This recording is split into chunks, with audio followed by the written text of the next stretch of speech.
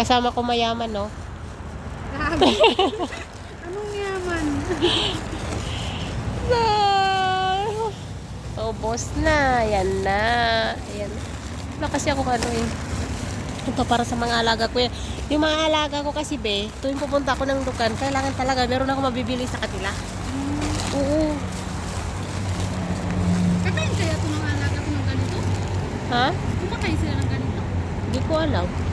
Bakit? Gusto kong bigyan. Pagbawang siguro hindi kasi mabaho yata sa kanila. Dito na lang. Oo. Cheese.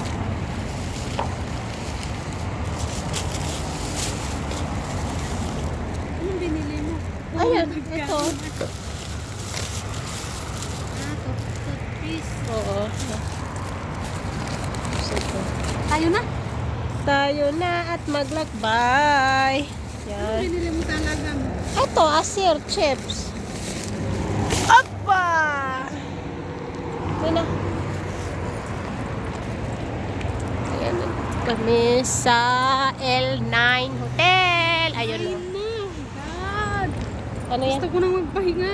Kagabi, alam mo, may bisita sila. Anong oras mo ako pinatulog?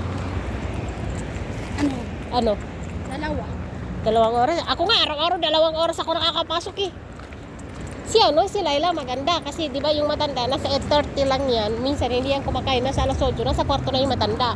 Hindi niya kinuha yung di ba? Yung trabaho sa baba. Hindi.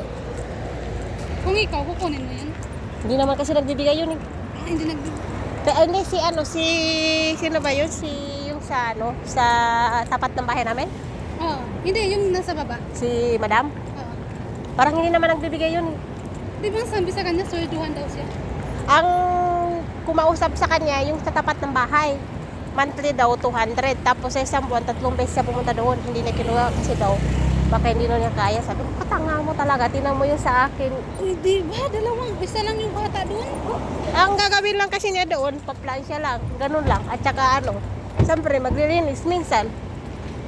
200 na yun sa 200. Ano naman, nalinis lang naman. Magpapasok ako doon. Malinis siya kung pero tambak lang na kasi siyempre hindi sila nagpa-plansya araw-araw. Pero ang lang Ako doon, nga, hindi nagpa-plansya. doon sa amin patulog na pinaplansya eh. Oo. Pinaplansya yung pantulog doon.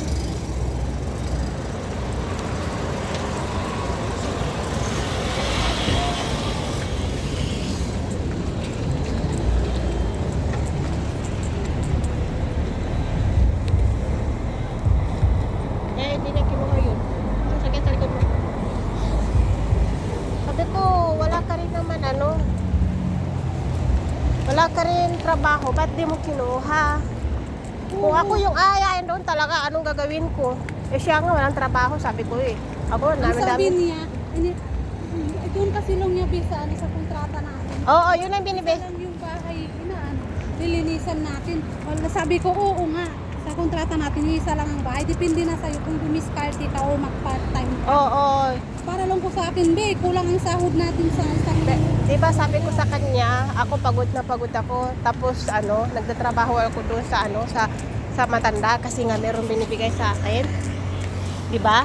May binibigay sa akin doon na monthly. O so, nung dumating siya, wala na akong part-time. Kaso lang yung sa katapat ng bahay, hindi naman ako kinakausap. Kung kinakausap lang ako, why not talaga 200 yun 200? Oo, 200 monthly. Tapos 3 beses sa isang buwan.